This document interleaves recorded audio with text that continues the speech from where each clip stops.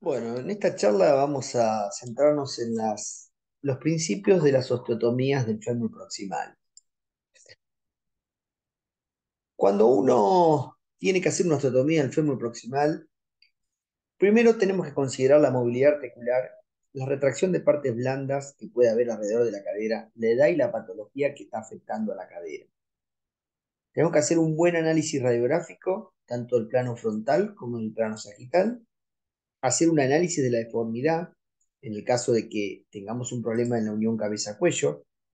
También tenemos que considerar aquellas pseudoluxaciones que se producen cuando hay un colapso parcial de la cúpula, ¿sí? O cuando existen las famosas secuelas elipsoidales en la cabeza femoral. Vamos a ver en esta charla cómo manejar las anquilosis y por último, qué opciones terapéuticas tenemos en ausencia de cabeza o cabeza-cuello. Con respecto a la primera parte, nosotros tenemos que considerar que la cadera tiene, sí, abductores, tiene aductores, tiene el psoas ilíaco con el tendón del psoas en el trocánter menor, tiene una cápsula y que en el plano sagital no nos tenemos que olvidar los pelvirotadores cortos. Y vemos que el psoas en realidad se proyecta más hacia posterior que hacia anterior en el plano sagital.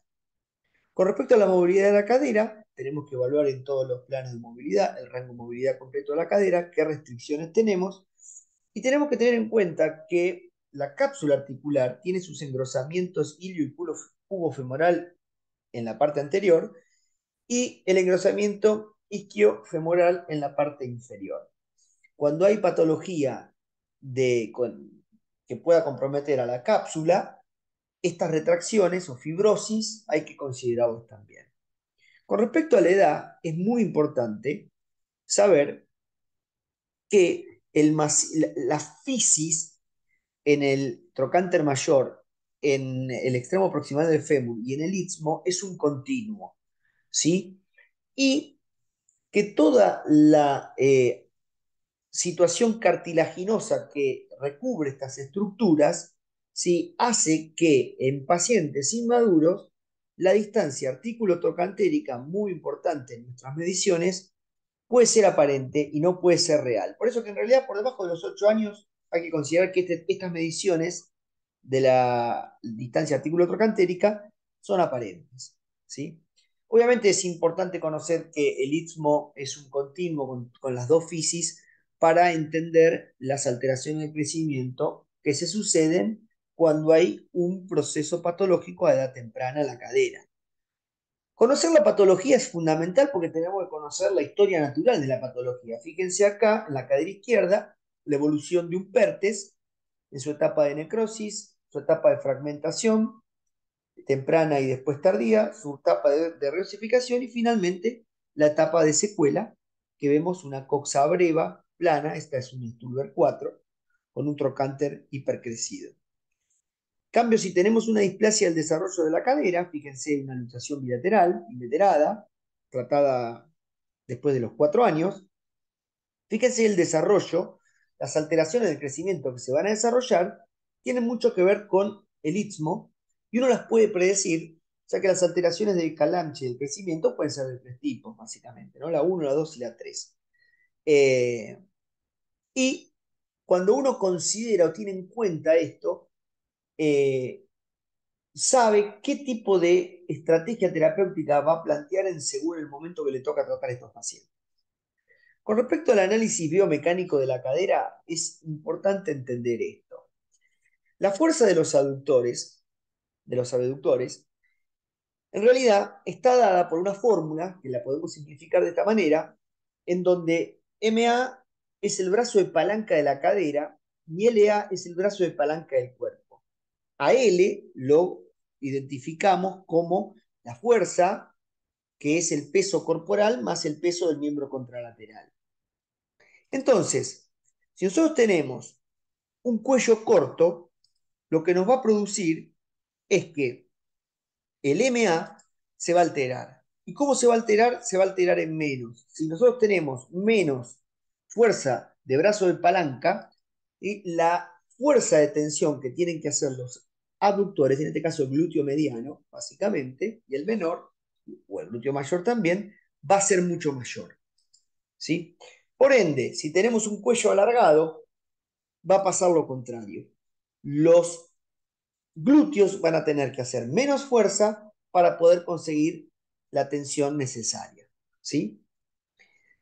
Algo parecido pasa si nosotros tenemos un hipercrecimiento del trocánter. En realidad lo que nos va a alterar es en la misma proporción. Tenemos un brazo de palanca de la cadera más corto, por ende tiene que hacer más fuerza. ¿Sí? En realidad la fuerza ejercida por un cable o una cuerda se llama fuerza de tensión, que sería lo que hacen los glúteos. Eh, ¿Cómo, para poder hacer las evaluaciones tanto en el plano sagital como en el plano frontal, tenemos que tener buenas radiografías? ¿Y cómo las tomamos? Bueno, ustedes saben que las radiografías de frente de una cadera o de una pelvis deben hacerse con el rayo a 1,20 m, 22 centímetros, dice la literatura, con 15 grados de rotación interna y el foco en la sínfisis del pubis. Si queremos tener el perfil cruzado o el perfil quirúrgico, se obtiene con los 15 grados de rotación interna y siempre ingresando a 45 grados con el rayo y a 1,20 m de distancia. El perfil de rana o el Lowenstein, que solemos hacer nosotros, es muy útil para evaluar la unión cabeza-cuello y considerar tanto el ángulo alfa como el offset radio, que son fundamentales cuando hablamos de los distintos tipos de impeachment que puede haber. Es muy importante cuando uno va a planificar una osteotomía de cadera, tener en cuenta toda la extremidad pélvica y su comparativa. Y para eso necesitamos la RX panorámica de miembros, que debe tomarse a 3 metros de frente. Si es posible, si hay discrepancias, con una compensación aproximada del miembro corto, con las rótulas apuntando al frente, ¿sí? Y de esta manera nosotros vamos a poder tomar todo el eje de la extremidad.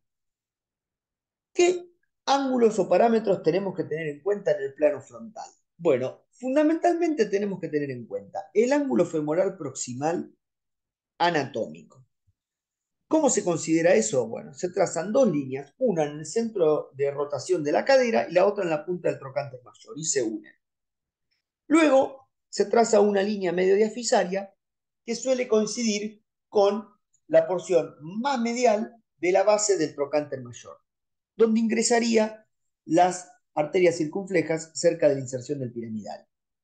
Bueno, ahí obtenemos el primer ángulo importantísimo, cuyo valor normal se considera que es 84, entre 80 y 90 se considera normal. Luego, el cérvico diafisario. El NSA en la literatura sajona. ¿Cómo se considera? Bueno, se trazan dos líneas que vayan en el medio del cuello femoral y unen el centro de rotación de la cadera con esas líneas y ahí obtienen el ángulo cérvico diafisario con la misma línea que habíamos trazado medio diafisario. Valor normal 130, entre 124 y 136 se considera normal. Luego, la distancia artículo-trocantérica, como estuvimos viendo, saben que en pacientes masculinos 23 milímetros más menos 4 y en femeninos 16 más menos 3 es el estándar de normalidad en un paciente maduro. Y a partir de esto vamos a obtener distintas situaciones que las alteraciones patológicas nos pueden dar, y teniendo claro esto, sabemos cómo debemos encarar la resolución de estos problemas. Nosotros nos podemos encontrar con un NSA descendido y con un ángulo proximal femoral anatómico disminuido también, pero que sean equivalentes, que ambos tengan la misma grados de disminución. Entonces, en este caso estamos hablando de una coxavara pura. Cuando nosotros tenemos esto, como se grafica acá en los gráficos del libro de Paley, nosotros sabemos que con una osteotomía intertrocantérica valguisante pura podemos resolver los dos problemas. ¿Sí? Este tipo de osteotomía se conoce como la Wagner. Vamos a ver un caso concreto. Esto es un paciente con una displasia fibrosa monoostótica que había sido tratado por la deformidad encallado de Pastor con anterioridad, con una osteotomía con un clavo endomedular.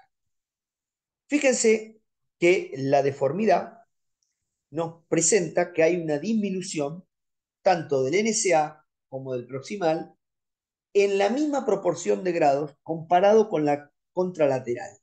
¿Sí? Entonces, uno está en presencia de una coxa vara pura en el plano frontal.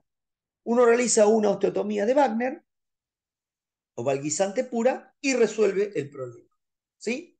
O sea, esto quiere decir que no hay un hipercrecimiento del trocánter mayor, que no hay un cuello corto, simplemente que la deformidad está por debajo del fémur proximal. Pero si nosotros no tenemos en cuenta toda la extremidad, nos puede pasar esto. Fíjense, nosotros, al haber hecho la osteotomía y no haber considerado y no haber medido, primero, cómo se encontraba el eje anatómico y mecánico de toda la extremidad, generamos una deformidad secundaria a nivel de la rodilla. ¿Sí? Corregimos el fémur proximal, nos quedamos tranquilos, pensamos que nos había ido bárbaro, sin embargo, hicimos una traslación de la deformidad a nivel de la rodilla. ¿Por qué nos pasó eso? Nos pasó eso porque cuando uno realiza una osteotomía valguisante pura, debe medializar el fragmento proximal. Si eso no ocurre, si uno no medializa el fragmento proximal, entonces ocurre esto que ocurrió. ¿Sí? Por eso este paciente tuvo que hacerse una segunda osteotomía a nivel de la rodilla para alinear el eje. Vamos a otra situación. Nosotros tenemos en este caso, una disminución del ángulo cérvico-diafisario mucho mayor en proporción a la contralateral que el proximal femoral. ¿Sí? Ahí pueden observar los valores. Cuando esto ocurre, uno tiene una coxa vara, pero a su vez tiene un hipercrecimiento del trocánter mayor sobreagregado. En este caso, una osteotomía intertrocantérica no alcanzaría para resolver todos los problemas y deben asociarse una transferencia al trocánter mayor. ¿Sí? Este es un caso que un fémur corto congénito que había sido elongado en otra institución y luego se fracturó, ¿sí? Probablemente porque no es un buen sitio para elongar en el fémur corto medio y diafisario y se produjo una deformidad secundaria en varo que finalmente terminó colapsando y fracturándose.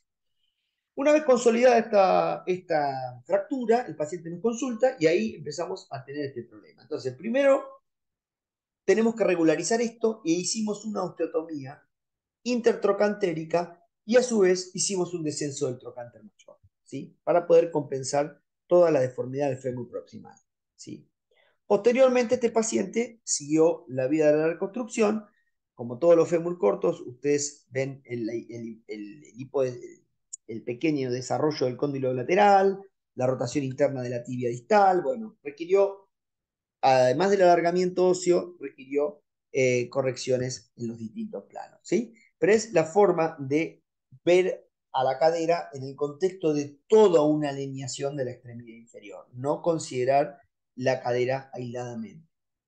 ¿Qué pasa cuando nosotros tenemos un eh, ángulo cérvico diafisario disminuido, pero no mucho, pero tenemos una gran disminución del proximal femoral anatómico? Están disociados a expensas de que está mucho más disociado el proximal. En este caso, nosotros tenemos una coxa breva, básicamente con un hipercrecimiento relativo del trocánter mayor. ¿Sí? En este caso, vemos que hay un leve varismo de la cadera y en realidad podemos resolver esto con un alargamiento relativo del cuello. ¿Sí? Fíjense este caso, donde uno observa cómo con el alargamiento relativo del cuello se soluciona el problema biomecánico de esta cadera. ¿Sí? Entonces, que acá tenemos un caso de, como vimos anteriormente, le había mostrado, o esto es una displasia de desarrollo de la cadera inveterada, operada a los 4 años. Fíjense que desarrolló, obviamente, las secuelas descritas por Calamchi en ambas caderas. Pero acá, cuando uno considera la cadera, la tiene que comparar contra la contralateral. Nunca tiene que comparar una cadera enferma contra un estándar normal. Siempre contra la cadera contralateral. Nosotros vamos a tratar de igualar a la cadera, a la del otro lado o a la que no duele. En este caso, lo que se hizo es un descenso del trocánter mayor más alargamiento relativo del cuello, ¿sí? Sin sumar ninguna osteotomía valguizante, porque íbamos a tener un riesgo de descubrir la cadera, dejarla descubierta y además de alterar la relación anatómica una con la otra. ¿Qué pasa cuando nosotros tenemos un ángulo cérvico-diafisario que puede ser normal o puede ser levemente disminuido con respecto al contralateral, pero que tenemos un descenso del ángulo proximal muy, muy marcado? ¿Sí? Fíjense el caso que tenemos acá. En su cadera derecha, este paciente tenía una secuela de necrosis, ¿sí? De una necrosis por un cuadro séptico a corta edad. Y fíjense que hay una disociación tanto del NSA como del proximal femoral, ¿sí? En este caso tenemos una coxa breva, ¿sí? Con un hipercrecimiento muy marcado del trocánter mayor. ¿Cómo solucionamos este problema? Este problema se soluciona con una triple osteotomía de Mosher que nos permite hacer un alargamiento verdadero del cuello femoral, ¿sí? Tratando de no valguizar tanto para que no ocurra esto que es la descobertura que les hablé anteriormente, ¿sí? Entonces, fíjense, acá tenemos el caso que mostramos anteriormente, cómo se produce la descobertura al no haber hecho la triple osteotomía, ¿sí? En cambio, la triple osteotomía de Mosher consiste en colocar una clavija en el medio del eje del cuello femoral, luego colocar una clavija paralela de forma distal y colocar una clavija paralela de forma proximal a las líneas del cuello femoral. Por arriba de la secuela o de la antigua fisis del trocánter mayor se traza otra clavija y ahí vemos cómo se van trazando las osteotomías. Este fragmento intermedio es el fragmento que con mucho cuidado se despega, ya que no hay que llevarse puesta la inserción del piramidal, ¿sí? Este fragmento va a servir de stock óseo a este nivel, ¿sí? Posteriormente, una vez que uno tiene las tres osteotomías hechas, pasa la lanza para introducir el clavo placa por la clavija que va en el centro del cuello femoral, ¿sí? Ahí pueden observar. Ese fragmento que se encontraba aquí, antes de enhebrar el clavo placa, lo ponemos para stock óseo, ¿sí? En esta posición. Luego se medializa la osteotomía y de esa manera se produce lateralizando la porción distal de la diástasis femoral y entonces hacemos el verdadero alargamiento del cuello femoral, ¿sí? Y posteriormente fijamos el resto del trocánter mayor en la posición adecuada, ¿sí? Y de esta manera obtenemos un alargamiento verdadero del cuello femoral y corregimos sin descobertura para que no nos ocurra lo que habíamos mostrado en el caso anterior, ¿sí? La técnica de Mosher o la triple osteotomía es bárbara para compensar los brazos de palanca, tanto aductor como de la cadera, en cuando tenés una deformidad coxa breva verdadera con hipercrecimiento de trocánter, ¿sí? Hay variaciones en la técnica quirúrgica, pero la clásica es la que a mí más me gusta. También la podemos hacer, como les voy a mostrar acá, se puede hacer, este es un caso, una típica coxa breva, ¿sí? Pura, con un hipercrecimiento del trocánter mayor, en donde el NSA no está alterado y donde si uno valguiza de más puede descubrir la cadera. Entonces, esta es una indicación verdadera de Mosher, ¿sí? La podemos hacer, por ejemplo, como en este caso, con un fijador externo, ¿sí? Todas las osteotomías las fijamos con un fijador externo y de alguna manera lo que esto nos permite es que a la hora de retirar el fijador, el paciente queda sin implantes y no tiene que volver a someterse a una cirugía de retiro de implantes, ¿sí? Bien, ¿qué pasa cuando nosotros queremos varizar en vez de valguizar? ¿Qué situaciones tenemos que considerar en el plano frontal? Bueno, generalmente nosotros utilizamos placas y preferentemente según la patología del paciente, utilizamos placas con tornillos, con los tres tornillos proximales o el clavo placa, ¿sí? ¿Qué pasa cuando nosotros usamos la placa con tornillos? ¿Sí? ¿Cómo calculamos la entrada del implante? Esto es una pregunta que me hacen todo el tiempo y esta es la manera que debemos hacerlo. Si nosotros queremos ir de valgo a varo, paso uno, tenemos que ver cuál es nuestro ángulo cérvico diafisario real. Por ejemplo, tenemos 150 grados y lo queremos llevar a un ángulo diafisario de 120. ¿Sí? Estamos en 150 y quiero ir a 120. ¿Cuál es esa diferencia? Es de 30 grados. Nosotros estamos en 150, queremos ir a 20, 30 grados de diferencia. Ok. Cuarto punto, ¿cuál es la angulación de la placa que nosotros vamos a usar? Las que tenemos en la caja, en el set que nos trae la ortopedia. Tenemos la de 110, la de 90. ¿Cuál vamos a usar? Bueno, ok, queremos usar la de 110. Bien, entonces, para poder lograr el valor deseado de la corrección, nosotros tenemos que poner el iniciador, ¿sí? Para colocar las clavijas guías con una angulación que nosotros la preestablecemos, porque esto está graduado, ¿sí? ¿Y con qué angulación lo hacemos? Con lo siguiente. Consideramos estos 110 grados de la placa y le sumamos la diferencia que teníamos acá, de nuestro cérvico diafisario real y nuestro deseado. Eso es 140. Bueno, ok, esta angulación tiene que tener 140 grados. Y ahí no vamos a tener problemas a la hora de colocar la placa como corresponde. Una vez que está colocada los dos tornillos proximales, ¿sí? Los dos tornillos proximales, suelo utilizar una regla, ¿sí? Y dejar por lo menos 1 centímetro o 2 traveses de dedo por debajo y marco donde voy a hacer la osteotomía. Me gusta hacer la osteotomía bien alta porque la traslación es menor, ya que cuando uno va al varo, el fragmento proximal debe trasladarse hacia lateral, y si esto se hace muy abajo, queda una prominencia que a veces en pacientes flaquitos suele quedar un poco antiestética. ¿Sí? Fíjense cómo se logró la corrección que nosotros queríamos. De 150 queríamos ir, en este caso, por ejemplo, a más de 120, ¿no? En cambio, cuando uno quiere pasar de varo a valgo, ¿sí?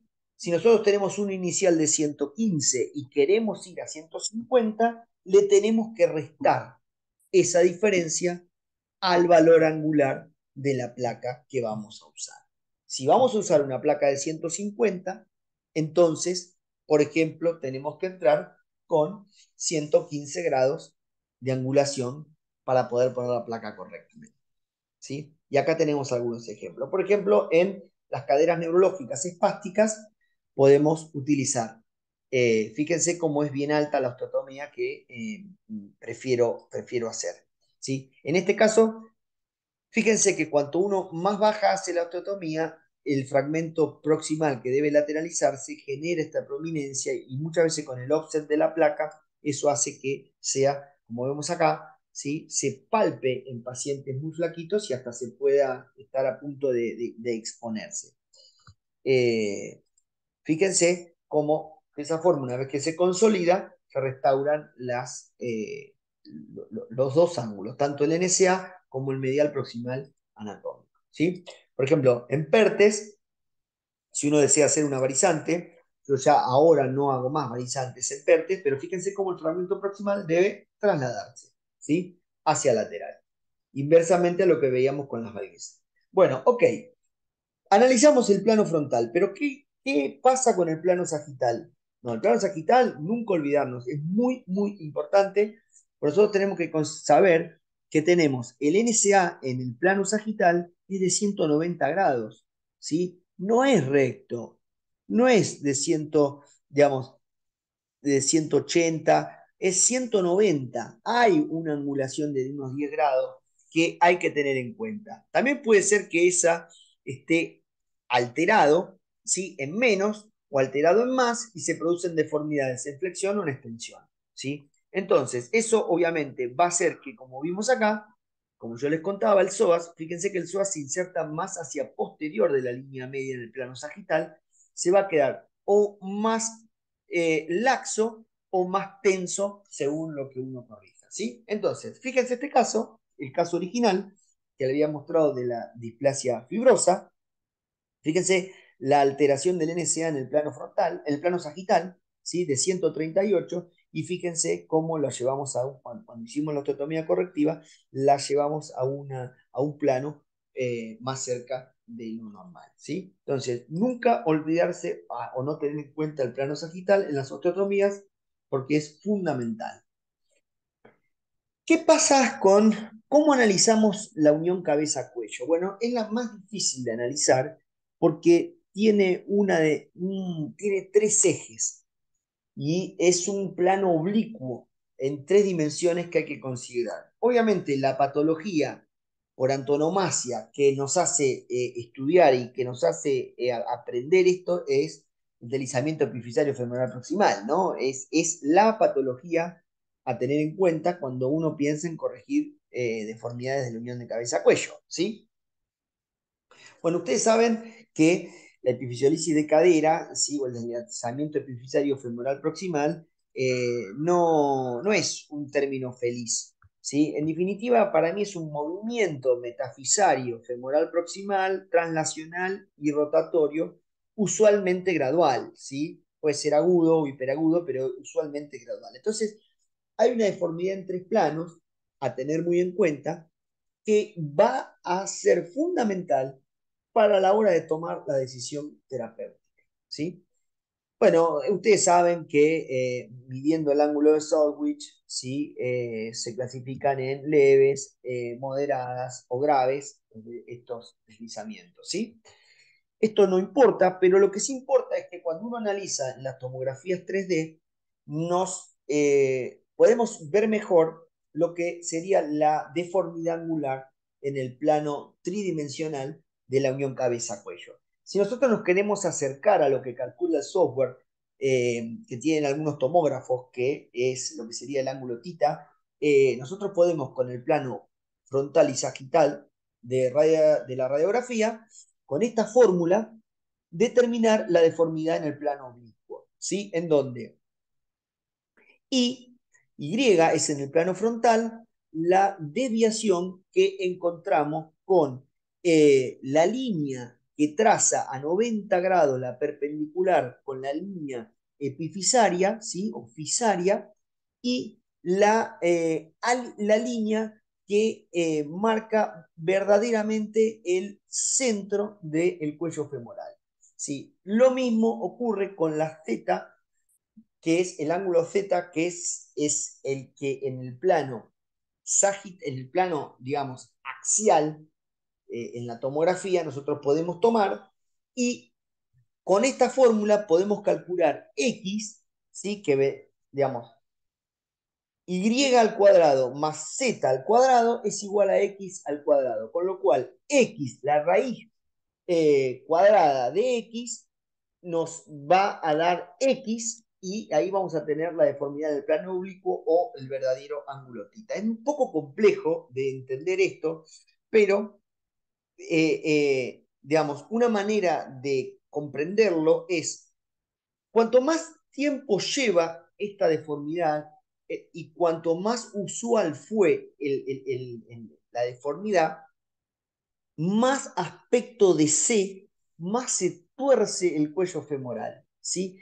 Y cuanto menos tiempo lleva, el cuello femoral no alcanza a torcerse y tiene la forma, considerando el trocánter mayor, tiene esta forma en L, ¿sí? O en pistola, porque no está deformado en herradura, como le suelo decir en vulgar, ¿sí? Este trabajo muy interesante de San Diego explica cómo hace el software, cómo se calcula verdaderamente el ángulo tita para ver la deformidad tridimensional del cuello. La verdad que en la práctica, eh, digamos, lo más importante es determinar qué grado de cronicidad tiene esa deformidad del cuello femoral, cuán deformado en forma de C o en forma de L está para tomar una conducta terapéutica, ¿sí? Bueno, esto es controvertido, pero para la literatura general y para los distintos paneles de expertos. Eh, yo tengo mi manera de ver esto, pero es una de tantas. Entonces, en donde hay un estables, El EVE es la fijación in situ es el estándar de oro, eso no hay duda. Pero ¿qué pasa cuando son estables y tenemos deformidades de más de 30 grados? Bueno, existen las osteotomías que yo llamo de realineación, que es volver a poner la cabeza donde tiene que ir, ¿sí? Y en la luxación controlada con la técnica de edad modificada creo que es la mejor técnica quirúrgica para esto. O las osteotomías que yo llamo de reorientación, ¿sí? Son osteotomías de donde la cabeza femoral, en su unión cabeza-cuello, no la voy a tocar y la voy a posicionar haciendo osteotomías mucho más distalmente y generando traslaciones, ¿sí? La que a mí particularmente me gusta es la Enhauser de este tipo, ¿sí?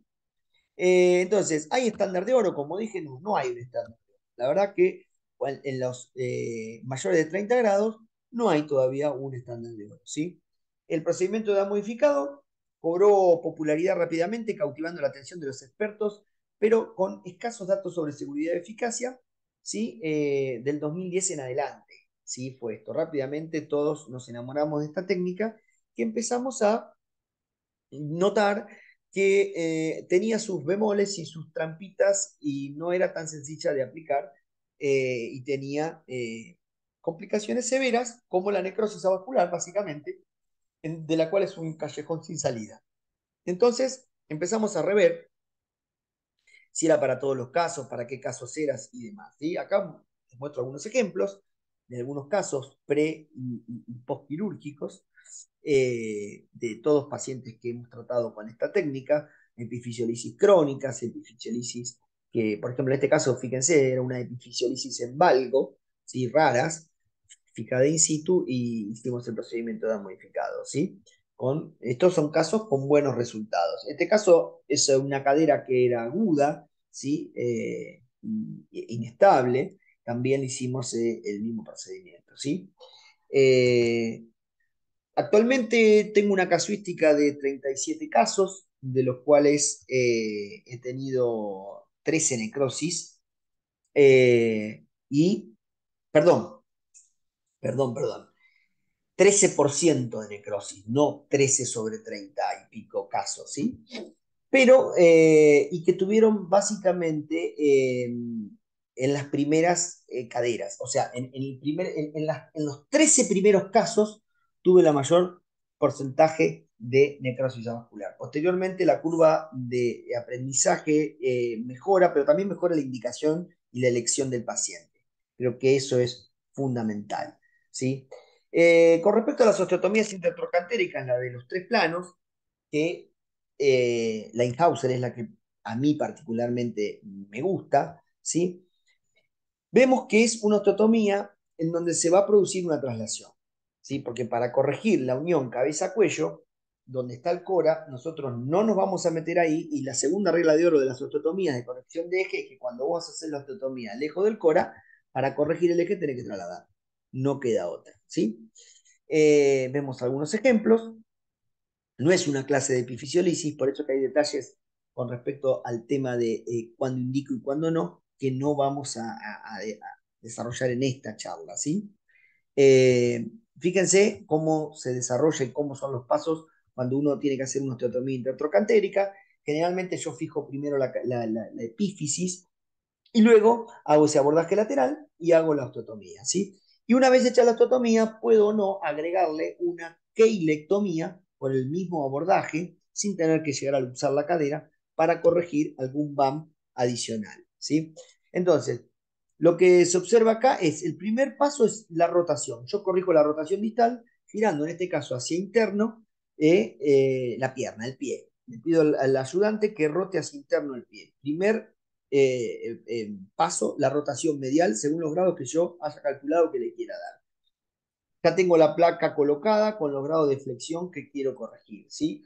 Posteriormente, lo que hacemos es trazamos el romboidal que vamos a extraer para hacer la corrección y realizamos la corrección tanto del valgo como de la extensión de la cadera, ¿sí? Nosotros le damos flexión para corregir en el plano sagital la extensión que tenía la deformidad. Fíjense que estoy traccionando desde un chance que suelo colocar en el trocánter mayor para no hacer fuerza sobre la placa, ¿sí? Acá vemos un caso, fíjense, una epifisiolisis crónica bilateral, ¿sí? En donde se hace la corrección. Fíjense que esto es porque estoy medializando en el plano frontal el valgo, esto tiene que quedar así, y fíjense que en el plano sagital, este BAMP le hago la keilectomía por el mismo abordaje, ¿sí? Entonces, uno retira toda aquella situación, toda esa estructura que puede generar un impeachment femoroacetabular, ¿sí? Bueno, fíjense cómo va consolidando y fíjense que ya no tiene ese BAMP que anteriormente tenía, ¿sí? Esta cadera obviamente necesita una corrección. Eh, También, entre otras cosas que medimos, ¿sí? Cuando uno controla el pre y posoperatorio, es el ángulo de Sandwich, el ángulo cérvico-diafisario, ¿sí? Y la distancia artículo-trocantérica y también la distancia centro-cabeza femoral y vértice del trocánter mayor, ¿sí? Que es otra de las mediciones radiológicas que solemos tomar a la hora de esto. Fíjense, en esta cadera no hicimos la corrección del BAM, lo hicimos la caiclectomía y bueno, eso está pendiente para la hora del retiro del material, se hace la caiclectomía agregada, ¿sí? Bueno, este es un leve algoritmo en donde muestra cuál es la manera de manejarnos en el epifisiolisis, no es la charla de ahora, pero vamos al cuarto punto. ¿Qué es esto de la pseudoluxación o colapso parcial de la cúpula? ¿Sí? Entonces, cuando uno tiene una necrosis parcial en una cabeza femoral, se produce un colapso de la zona necrótica, que generalmente, si uno lo hace el ejemplo con una cúpula, ¿sí? El resto del fémur, el cuerpo es sabio, rota en dirección del colapso para que la cúpula restante que no se colapsó sea la que soporte el peso. Eso hace que esa parte necrótica de la cúpula se subluxe. En realidad, uno la saca del lugar, la saca de la zona de presión y en realidad queda subluxada. ¿Sí? Fíjense el clásico, lo que pasa con un PERTE. ¿Sí? Necrosis, empieza la fragmentación temprana, fragmentación tardía y rosificación, y acá vemos la subluxación, que uno lo ve esto en el plano coronal. ¿Sí? Y esto vemos el dibujo. Este es el colapso que se va a producir de la cúpula y este restante va a ser el que va a apoyar, generando la rotación para que esto fíjense acá en la resonancia cómo se ve mejor, ¿sí? Y este se produce la subluxación, ¿sí? Acá en 3D lo van a entender mejor. Fíjense que esta zona colapsada, la pierna se rota hacia afuera para que esta zona quede apoyando y esta no, ¿sí? Ahí lo vemos desde arriba y lo vemos mejor, esta parte se subluxa, pero por eso es que nosotros, para evitar esto, en determinados casos puntuales, tampoco el motivo de esta charla de hablar de PERTES, consideramos cosas para evitar esto y darle una cobertura total. Otra manera es, evitando esto, podés hacerlo con una artrodiastasis en el momento de esta subluxación, ¿sí? ¿Qué pasa cuando vos tenés ya la secuela elipsoidal, ¿sí? De esta subluxación o lo que podría ser un Stuhler 3, ¿sí? En el caso que vos tengas un Sturl 3 clásico, clásico, clásico, sabemos que tenemos una coxa briva con una cabeza grande, ¿sí? Y con un trocánter que generalmente está hipercrecido, no como está dibujado acá, ¿sí? Entonces, ¿qué es lo que sucede? ¿Qué es lo que describió Bombelli con la oblicuidad de la interlínea articular en las cabezas femorales elípsides? ¿Sí? Fíjense, la presión, ¿sí? Se distribuye de forma tal que deforma aún más la cabeza femoral, ¿sí? Es muy asimétrica, es oblicua y genera mucha más presión en este punto, deformando aún más la cabeza femoral, por ende aumentando el riesgo de artrosis precoz. Sin embargo, cuando uno horizontaliza la interlínea articular en una cabeza femoral elipsoidal, distribuye mejor la presión y fíjense que la deformidad no se produce de forma simétrica, ¿sí? La presión se ejerce mejor, no está oblicua la presión y entonces es paralela y no se produce la deformidad. Esto se llama el efecto que describió Bombay, ¿sí? ¿Qué pasa cuando hay una elipsis con oblicuidad de la interlínea articular y qué pasa cuando horizontalizamos la interlínea articular? ¿Sí?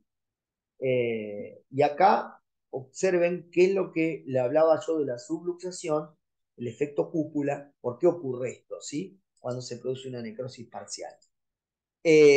Bien, cuando uno tiene este tipo de secuelas, puede corregirlos a veces con osteotomías y a veces necesita realizar un achicamiento de la cabeza femoral. Si esta técnica la describió Gans, posteriormente Paley hizo su aporte con pequeñas modificaciones, pero básicamente el concepto es el mismo, es achicar la cabeza femoral, achicar la porción deformada y extruida, generando, fíjense esta cabeza grande, ¿sí?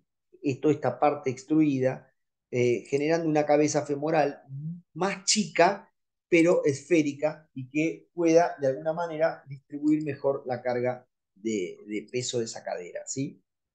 Este es un caso de un Stulber 4, bilateral, secuela de Pertes. Este es un paciente cortesía del doctor Andrés Roncoroni. Fíjense que hizo la técnica de achicamiento de la cabeza femoral sumado a una periacetabular de Gans, ¿sí? Porque la cabeza queda muy chiquita dentro de un acetábulo gigante y queda inestable. Muy bien. Que nuestro punto 5 de la charla era el manejo de las anquilosis, ¿sí? O sea, cuando la cadera está rígida o fusionada, restringe la posición de la pelvis, oblicua la pelvis, básicamente. Entonces, la posición óptica para una artrodesis de la cadera es entre 20 o 30 grados de flexión, de 0 a 5 de abducción y de 0 a 15 de rotación externa. Si el ángulo entre el fémur y la pelvis está fuera de este rango, el paciente será mucho más sintomático. Cuando no se puede realizar un reemplazo total de cadera, el tratamiento es una osteotomía, ¿sí? Muchos de nuestros casos son muy jóvenes para hacer un reemplazo de cadera. ¿Cómo planificamos una corrección en una anquilosis de cadera? Bueno, nuestra referencia, podemos tomar el punto que pasa por ambas espinas ilíacas posterior-superiores. Podemos tomar el punto que pasa por la porción más anterior de la articulación sacroiliaca o los puntos bisquiáticos. Luego trazamos una perpendicular a 90 grados con estas líneas, ¿sí? Y luego tenemos la línea que vaya desde el punto eh, medio diafisario de la tibia, del eje anatómico de la tibia, lo seguimos hacia proximal, ¿sí? Donde se produce la intersección de ambas es donde está el cora de la deformidad de la extremidad, en este caso en el plano coronal, frontal, ¿sí? Vamos a ver esto con algunos ejemplos, ¿sí? Obviamente que en el plano sagital tenemos que considerar el tilt pélvico, ¿sí? El sacral slow es fundamentalmente el ángulo que nosotros tenemos en cuenta porque podemos corregir en el plano frontal y si no tenemos en cuenta el plano sagital, podemos generar una deformidad en flexión, una extensión de toda la pelvis, ¿sí? Fíjense un caso acá de la literatura en donde se había producido una anquilosis que siempre suele ocurrir en esta posición, en mala posición, flexión, rotación externa, reducción y demás. Y luego de la osteotomía correctiva se obtiene lo siguiente. Este es un caso nuestro que me tocó tratar. Fíjense la necrosis que tenía el paciente por una condrolisis, ¿sí? Y fíjense cómo medimos. En este caso, en esta radiografía, lo medimos con la línea que pasa por los dos puntos más anteriores de la sacroiliaca, ¿sí? Eh, Trazamos una línea perpendicular a 90 grados y nuestro core estaba muy, muy, muy cerquita de la articulación, ¿sí? En ese caso hicimos una articulación en la base del cuello, no nos importaba si se nos necrosaba la cabeza porque ya estaba necrótica, y de esta manera mejoramos todo la biomecánica de este paciente, y este paciente va a reemplazo de cadera, pero durante unos años más está en una mejor posición y sin dolor, ¿sí? Como una opción. Este es un caso de la literatura, también que muestra el libro de Paley y demás. Bueno, ¿qué hacemos cuando no tenemos cabeza o no tenemos cuello a una edad muy precoz, menos de 10 años? Bueno, tenemos las trocanteroplastias o las técnicas de la super tanto 2 como 3 de Paley o la artrodesis de Brown modificada por Paley. Si tenemos más de 10 años, podemos empezar a pensar en apoyo pélvico, ¿sí? ¿Qué nos, ¿Cómo podemos llegar a pensar en trocánteroplastias? Bueno, muchas veces la secuela de osteoartritis neonatal, descritas por UNCA y por Choi y colaboradores posteriormente, son las que en los grados más graves nos generan la ausencia completa de macizo cérvico epifisario en chicos, ¿sí? Hay muchas trocanteroplastias descriptas, ¿sí? En donde se intenta colocar dentro del acetábulo parte del trocánter mayor o se intenta hacer una suerte de Harmon aumentando el trocánter mayor. Eh, pero la literatura al respecto de esto es muy escasa, la evidencia de que esto funcione es muy escasa y básicamente son trabajos que muestran técnicas con serie de casos muy precoces con un follow-up muy chico, ¿sí? Eh, Hay muchísimos trabajos, ustedes pueden buscar, pero ningún trabajo es realmente contundente, ninguno es nivel 3 ni nivel 2, son todos nivel 4, serie de casos inclusive, muchos son, a mi entender, son nivel 5, opinión de expertos. Eh, Generalmente las trocanteroplastias pueden hacerse de manera de colocar el trocánter mayor dentro del acetábulo o hay una técnica en la cual se puede colocar el trocánter menor dentro del acetábulo, ¿sí?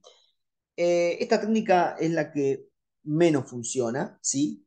Porque en realidad se genera una anquilosis porque el cartílago acetabular está muy dañado y acá queda hueso cruento y se genera una anquilosis. En cambio, en el trocánter mayor, como tiene la estructura osteocartilaginosa del estuche osteocartilaginosa que cubre la apófisis, suele generar ahí una fibroplasia, fibrocartílago, que genera algo de artroplastia, ¿sí? Este es un caso mío que, fíjense, que es una secuela de un K4 y decidí hacerle una trocánteroplastia clásica, ¿sí? Ahí vemos las imágenes intraoperatorias, las imágenes posoperatorias a los pocos meses, además le agregamos un techo, buena movilidad, pero sin embargo el paciente va creciendo y no crece, no crece. La fisis del trocánter, de la apófisis mayor, del trocánter mayor, no crece.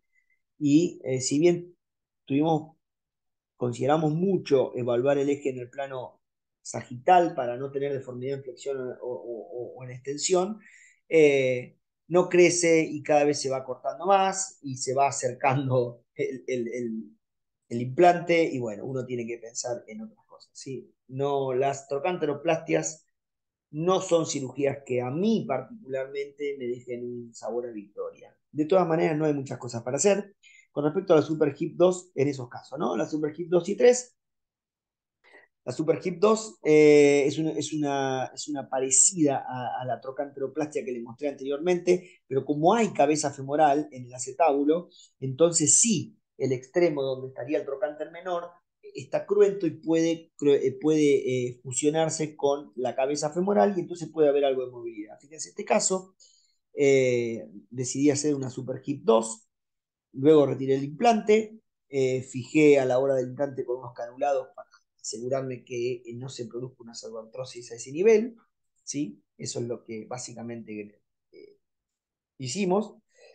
Y posteriormente, ese fémur obviamente es más corto y requiere algunos procedimientos quirúrgicos de mano. Fíjense cómo el varo va recidivando a medida que el chico crece, entonces decidí hacer un alargamiento proximal sumándole una osteotomía valguizante también, como para no volver a hacer una osteotomía acá en el macizo trocantérico, ya que es un fémur con poca capacidad de remodelado óseo aproximal, ¿sí? Bien, la Super Hip 3 en realidad ya es un procedimiento muy complejo, en el cual yo no tengo experiencia, pero no me seduce demasiado, ¿sí? Con respecto a la artrodesis de Brown, está indicada en aquellos casos de efectos femorales proximales severos o el fémur corto tipo 3 de Paley, donde no hay nada de fémur proximal, En realidad se realiza una Chiari y se fusiona el extremo proximal del fémur en una mejor posición, ¿sí? Fíjense este caso, que eso permite de alguna manera poder equipar con protoortesis mejor. El problema que recidiva, la rotación, básicamente la rotación externa. Fíjense este caso como a los 3 años ya nos recidivó otra vez a la flexión, no sé cómo un hueso se puede deformar a la flexión, créanme que no lo entiendo, pero ocurre y se rota para afuera. Con lo cual hay que rehacer la osteotomía y volver a colocar esto como va, ¿sí? Y en mayores de 10 años ya podemos pensar en apoyo pélvico, ¿no? El apoyo pélvico es una cirugía que, donde nosotros hacemos dos osteotomías, la describió Lizaro, ¿sí? Para estos casos severos, en donde hacemos una osteotomía a nivel proximal y sacamos a esta actitud en flexión que suelen tener este tipo de pacientes, ¿sí? Y hacemos un alargamiento distal, ¿sí? O se puede hacer un alargamiento en tándem en los dos sitios, ¿sí? Logrando compensar la dismetría, corrigiendo en el plano sagital la deformidad en flexión y le damos un mejor confort a una cadera que va a necesitar un plazo de cadera. Entonces, como para terminar, algunos tips de osteotomía del fémur proximal. Antes de hacer una osteotomía del fémur proximal, evaluar la movilidad articular, hacer un análisis exhaustivo radiológico en el plano frontal y sagital, teniendo en cuenta el NSA, el ángulo proximal femoral y la distancia artículo-trocantérica. Considerar la edad del paciente en la que uno va a hacer este procedimiento o cualquiera y qué patología tiene, qué es la patología que generó la deformidad, para conocer la historia natural de esa patología, ¿sí? Entendiendo esto es el engranaje básico para poder tratar niños con deformidades en las caderas en la infancia. Nada, no es motivo de esta charla osteotomías pélvicas, pero este pequeño cuadrito se los dejo como para que ustedes tengan la primera orientación cuando piensan en osteotomías pélvicas, las más clásicas, las más conocidas y para qué las utilizamos y demás. Así que, bueno, muchas gracias y esta charla va a quedar en el canal de YouTube.